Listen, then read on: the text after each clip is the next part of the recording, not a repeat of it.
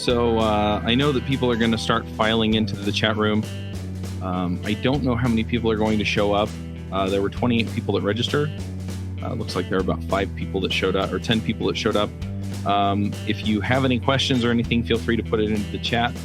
I'm just going to start out by sharing some thoughts that I have as far as what's going on and where we go from here. And then if you have any feedback or questions or anything else like that, just put it into the chat. I'm pretty open to answering questions. There are some things that I don't really want to delve into just because I don't think a fight on Twitter or anything else is going to be very productive. But if you want clarification on things, you're welcome to email me, and I promise I won't blow you off. So anyway, so what most people are here for, if you're not aware, is that there was a disagreement between some of the other rogues and myself regarding how the show was run. I've had a few people email me and ask about the rumors they're hearing. Some people are really disturbed by it. Other people are just saying, hey, I know you're a good person and I support you, whatever you do.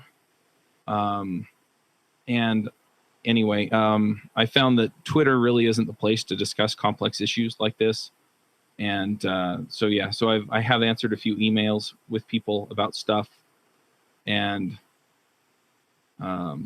really what I'm hoping is that we can all be friendly.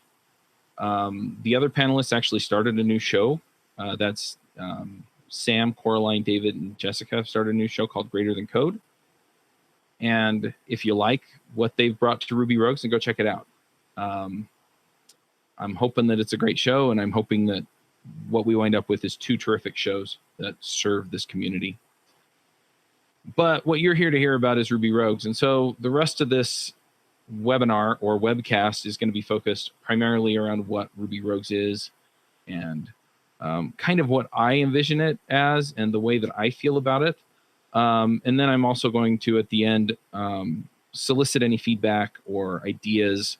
So if you have somebody that you want to have on the panel, you can recommend them in the chat at any point. If there are topics that we haven't covered in a while, or just, general feedback that you have about the show as it's been and how you think it can be going forward, then let me know. There are a lot of things that I think I want to do a little bit differently from the way that it's been done over the last year. But, and that's not a slight on anybody, but there are certain things that I think the show is about that we've neglected, and I want to get back to that. So anyway, speaking of getting back to that, the show started back in May of 2011. James Gray posted a tweet, and he mentioned that he wanted to see a panel show for Ruby. And I'm a big fan of the Twit.tv shows with Leo Laporte. And I'd been thinking the same thing, but I never actually acted on it until he brought that up. So we got together and we pulled together a show. James, I couldn't remember where the show came, or the show name came from, but James has since set me straight that he came up with it. And so anyway, we reached out to people we knew, and Aaron Patterson, Peter Cooper, David Brady, James, and I became the Ruby Rogues. And within about 15 or 20 episodes, Aaron, who contributes to both Ruby and Rails, and Peter, who does Ruby Weekly and JavaScript Weekly and a whole bunch of other stuff, it turned out that their schedule just couldn't accommodate a weekly show. And so they dropped off, and Avdi Grimm and Josh Susser came onto the show. And a while later, we added Katrina Owen. And this kind of led into what I consider the golden age of Ruby Rogues. And again, we've had other terrific panelists. We've had terrific guests. But this was when I most enjoyed producing the show. And when I felt like things were really the best on Ruby Rogues, both in terms of what we were putting out, as well as the feeling of camaraderie and friendship and just doing great things for the Ruby community. I think part of it was that we all came from very different, in some cases, backgrounds and worldviews. But at the same time, we could come together and we could discuss that. We could discuss Ruby. We could discuss whatever we wanted. And we wouldn't offend each other, even if we had these differences of opinion. and it was just really terrific. And everybody really cared about each other. We all felt like we were a team, and the community around the show felt like they belonged to the panel, or the panel belonged to them. However you see that relationship, it all felt like we were all part of the same community, and it was really awesome. And the show was about our mutual love for Ruby and programming. And I'm going to hold off giving you my conclusions about what the show is, but this is a part of it. This is a large part of what I'm looking for in Ruby Rogues and in the panel, is to have that feeling of togetherness and things like that. You know, I want the difference of opinion. I want the difference of background. I want to challenge the way people think about things. I want people to come on the show as panelists and challenge the way I think about things, because I don't get everything right. But at the same time, you know, I want it to be this free flow of ideas and this open discussion of why things are the way they are. And that's what I felt like we had at that time with Ruby Rogues.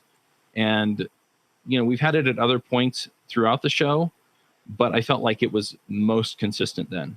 And that's part of what I'm looking for. Another reason, or another thing that I feel like I need to discuss openly and publicly about the show, is why I do it. When I started the show with James, it was mostly because I felt like it would be cool to talk about Ruby every week with the group of people that we wound up pulling in as the panel on Ruby Rogues. However, my why has changed, and it's changed mostly because of the community around the show. I can't tell you how many times I've gone to a conference and gotten feedback about the show and why people love it. And just having that, you changed my life, or you convinced me to make this change in my career, or we were trying to work through this issue at work and it turned out that your show was exactly what we needed to hear. And so I felt like we were making a difference. I found this cheesy quote. I was listening to 48 Days podcast with Dan Miller, and he actually read it. It's attributed to an 11th century monk. And I don't know if that's actually where it came from, and it doesn't really matter, but it really does encapsulate in some ways the reason why I do Ruby Rogues and why I do the podcast in general. So I'm going to read it, and hopefully that gives you some ideas as far as what I'm after with the shows. Because I think the feeling of this quote really covers what I'm doing. So it starts, "When I was a young man, I wanted to change the world. I found it was difficult to change the world, so I tried to change my nation.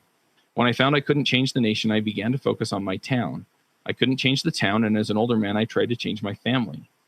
Now, as an old man, I realized the only thing I can change is myself, and suddenly I realized that if long ago I had changed myself, I could have made an impact on my family. My family and I could have made an impact on our town. Their impact could have changed the nation, and I could indeed have changed the world." And I feel like this is central to why I do this at this point. Why do the podcast? Well, besides having the opportunity to challenge my own thinking based on the thinking of others that we bring onto the show, be it guests or regular hosts, it's an opportunity for me to change myself. But we have several thousand listeners that listen every week. And so this is also an opportunity to help influence those people to be better programmers and to be better people, and through that to impact the world. And that's what I'm about. So I don't feel like there's any single programmer at Facebook or Twitter that can claim that they changed the world.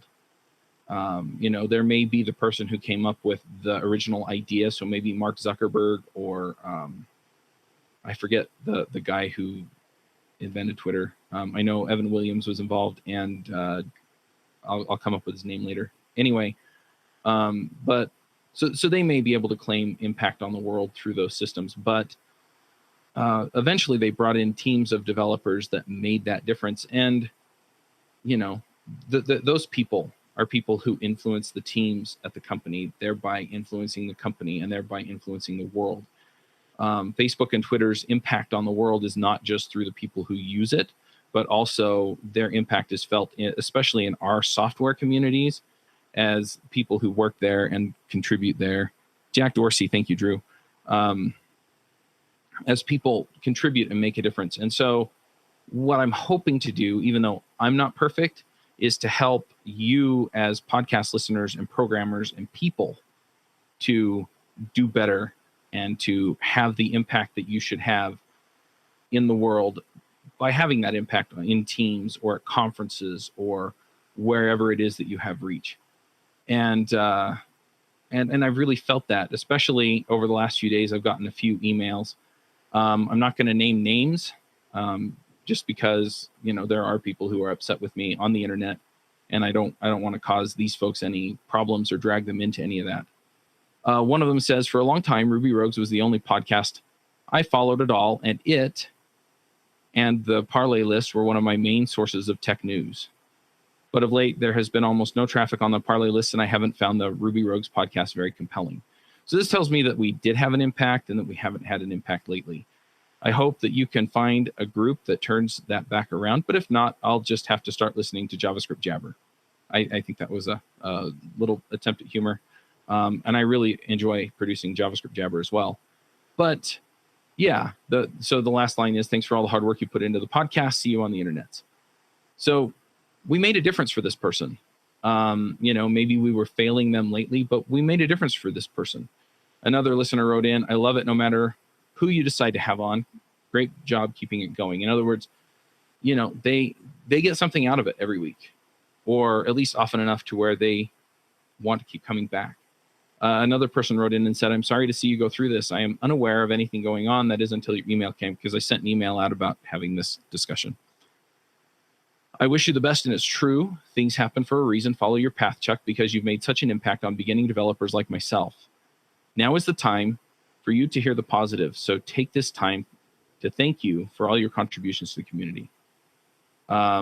Those are just 3 examples of emails I got over and over and over again from people who feel like Ruby Rogues has been a part of their life and has helped them advance, be they beginners or intermediate or advanced programmers. So that is, for me, why I do this, is because I know that it makes a difference for some of you out there. I know some people they listen to it kind of for entertainment. That's fine too. But the fact that I can have an impact on many more people through the show than I can by engaging with people one-on-one is really empowering to me. And I do try and reach out and help people one-on-one when I can, but I can't always do that. And that's where the podcast really lends itself, is because then there are hundreds or thousands of people who hear the show and really feel that impact. So given that the show and from some of these emails, I as a person matter to some of you, I really want to make the show into what you need. And again, this is a chance for you to chime in and let me know how we can do that. This is a chance for me to listen and talk to people and really just connect and figure out, okay, what are we doing right? What are we doing wrong? How can we put together the show that you need? I have a few thoughts. I'm going to go ahead and read them off. Get ready with your questions and suggestions, because this is kind of the final part of what I have prepared. And then I really want to be able to answer questions if I can, and also just have the conversation. Hey, I want more of this. I want less of that. I want more of, more people like this, whatever. So here are 6 things that I'm planning on doing. The first one is that I intend to make myself more available to podcast listeners. I've always been doing the 15-minute calls with podcast listeners, but that's kind of petered out. I'm not sure why. Probably because I'm not talking about it as much, and I should probably bring that up on the shows more often. But I have some ideas, like doing a weekly Q&A call and just allowing people to send questions in that I answer over YouTube or the blog or both. And so I would essentially do something like this every week, and I'd answer any questions that were sent in ahead of time. And then if people had questions after I finished the prepared answers, then they could ask, and I could either defer till next week or tell them I don't know or tell them where to get the answer, and just kind of see what people are concerned about and what they want to know. Even if I'm not the person who has the answer, I can at least find them and invite them on the show, or I can find them and get the answer and give it to people. Number 2 is I intend to have more shows about programming in Ruby. This is Ruby Rogues. I know some people listen and they're not Ruby programmers. I've heard that a bunch. I don't actually program Ruby, but I love the show anyway. And I'm hoping that a lot of the technical discussions can transcend Ruby. But at the same time, I feel like it is a show about Ruby. It has Ruby in the title. And so I'm going to cover a few more things in the Ruby community as a whole and see if we can bring Ruby back to Ruby Rogues. Number 3 is I intend to spend a lot more energy in reinvigorating Ruby Rogues Parlay. Again, I feel like that's a great place for people to connect.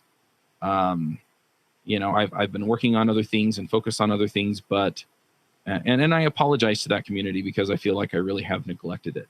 But we're going to get back to it. I'm planning on posting questions and getting feedback from people and discussing Ruby and just really bringing that Ruby community vibe back to it.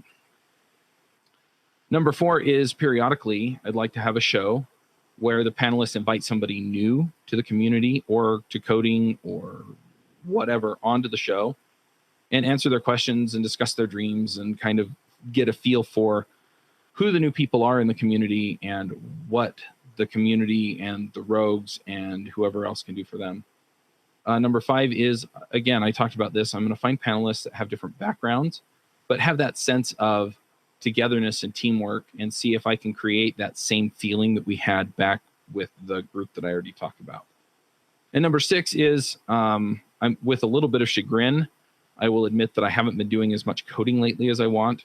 I've been trying to get certain aspects of the website together. I've been working pretty closely now with the podcast editor to make sure that things are up to snuff, and just really trying to get all that other stuff going. But I feel like I have lost something that I can bring to the show by not coding as much. So I'm going to commit to at least coding a few hours a week and building something in code. In fact, I may actually record it as a video. I'm not committing to that because I don't know exactly what that's going to look like, but there's definitely that there. So this is going to be a bit of a different show. The focus is going to, move much more back to technology and Ruby. I still intend to cover soft skills and soft topics and careers and things like that as well. But the main focus is going to be around helping you as a developer and a person and a professional to grow into that person who can influence your teams and thereby your companies and thereby countries and the world at large. And I feel like we as a group can make that difference, even if one of us alone can't. And I know I can't by myself. And I know that other people in the community feel like they have that calling to make a difference in the world. And I think if we all work together, we can achieve that. So anyway, if you've been holding back your feedback, there is a chat room. So go ahead and share it. What else can we do to make this show into something that you love? Or, something that you love as much as I've really loved being a part of this show. If you have questions, I'm happy to answer them. If you have feedback, I'm happy to hear it. Whatever. I'm going to hang out here for probably another 10 minutes. I'm happy, like I said, to take these questions. And just do what I can to really get this feedback. If you have other feedback with regards to, who you'd like to see on the show as guests or hosts, that would also be great. Drew mentioned better mic quality for all panelists would be good. That is definitely an issue. Another issue there is Skype. I've been looking into alternatives for Skype. One that looked so promising to me, but I could never actually get it to work once I got a whole panel and a guest on there, was Zencastr. Because what Zencastr does is it uses WebRTC to connect everybody to everybody. But inevitably, one person or two people would not be able to get connected in. The thing that was nice about Zencastr is that it also records the podcasts all locally. So it would record my end locally to me, and it would record everybody else's end locally to them. And then after everything's done, then it streams it up to the main server and syncs everything up. And what that does is it does a couple of things. One is that it removes any dropouts or issues or anything like that, because we have the local recording. And then the quality gets better because there's no network latency on any of it. And, if I'm having issues with my internet connection, then that doesn't affect things and things like that. I've had a few people recommend that we just basically do double enders, which is everybody opens their own recording software, records it, and sends it up. I've tried doing that a few times with different shows, and it turns out to be kind of an issue of herding cats when you have 5 or 6 different recordings that you're trying to get together. And we almost always wound up using the master recording that had everybody in it. So I'm definitely looking into these issues and trying to figure them out, because I want this to be a top produced show that sounds really, really good, but at the same time has that free flowing feel of a conversation about a particular topic that people are interested in. Mark says, love the idea of bringing more Ruby into the show. Do you think there will be a delay before the next show is released? Mark, no, there's not going to be any delay. Next week, we have Jerome Hardaway from Betsu Code, his episode is going to be released. That's the last episode with the full panel before people left the show. And it was a really excellent episode, so I hope everybody goes and listens to it. I also think it's a terrific cause. I have some pretty deep feelings about veterans, and I think that we should do better to take care of them. And so I'm excited to sort of show off the fact that even the coding community has reached out and has taken care of people who have put their life on the line for us. The show after that will be this. So however long this is going to show up as a podcast episode. And that just gives people kind of a clean break and a clear understanding of what the show is going forward, so that we can make all of this work. The episode out after that is going to be an interview that I did with Noel Rappin. He was scheduled to come on the show anyway. We chatted. We decided that we may as well just go ahead with it anyway. And so it's just he and I, and we have that conversation. So we have at least 3 weeks of episodes. That gives me a little bit of time to pull a panel together and make it work. Jordan pointed out that the editing could use more work too. And I posted a YouTube video basically apologizing for the quality of the editing over the last 3 or 4 episodes. And it's pretty embarrassing when that kind of stuff happens. That said, I did hire this company like 2 or 3 weeks ago, and they've been working on getting these episodes together. And, we're working things out so that it doesn't happen anymore. And if they can't figure it out without me babysitting them all the time, then I'll find somebody else. But so far, they've been pretty cooperative and have done pretty well at cleaning up their act. They also posted the video or the episodes back out without those issues in them. So I'm feeling pretty confident about that. Now, I haven't gone back and listened to verify that, but they said they did, and I believe that they did. So I'll go listen to those and make sure that they're cleaned up. But yeah, editing sometimes is an issue. And as I said, I've got somebody new working on it, and I'm just working out some of the kinks. So yes, I appreciate the feedback, and I am working on that for sure. So Drew chimed in and said, my favorite episodes are the ones where you bring on people that are doing Ruby, Rails, Sinatra for open source projects, or building a company, for example. Getting GitLab guys and girls on the show would be cool. I agree. That's definitely something that I'll put on the list. Karuna says, I look forward to watching you code. That sounds like an amazing idea. Currently, I'm part of an online full stack web dev program. Can there be an episode regarding any tips, resources on how to find a junior developer position? Karuna, you are in luck. I am working on a book on that right now. I've done 2 webinars to that effect. One of them is called 5 Mistakes That Are Keeping You From Finding a Job. And it's pretty well focused around this. It's pretty high level advice. I did have a lot of people ask questions, so I did get into the weeds on a lot of things. The webinar is about an hour and a half, and I'll see if I can find a link afterward and shoot you an email with that in it. But yeah, if you go to, in fact, if you, well, I'll make sure that it's up on devchat.tv as well. I'll put a webinars drop down up there, and that way you can actually just find the link directly to it. And I'll do that right after this recording. And that way you can just go straight there. And then I'll put a link to it in the show notes as well. Overall, I really appreciate everybody coming and, jumping on and, letting me know what you think. I really want this to be one of the best shows out there. And I feel like we can do that. I feel like I'm really focused to get that done. I'm not the kind of person that's I don't dwell on the past. I just, I try and learn from it, and then I just move forward. So I'm really hoping that's what we can do here, and we can put out a terrific show for people doing Ruby and for people who are programming in general, and really helping people become the kinds of people that make a difference out there for good in the world. I don't see any other questions or feedback coming in, so I'm going to go ahead and start wrapping up, unless somebody chimes in real fast and says, wait. But thank you all for just being part of this community and being part of what makes Ruby Rogues so great to be a part of. Again, thank you so much for being part of an awesome community that has been a part of my life for the last 5.5 years. And I'm looking forward to another 5.5 years of serving you and producing podcasts that make programmers into great people. And I'm going to go ahead and end the broadcast and leave it on that note. So thank you again.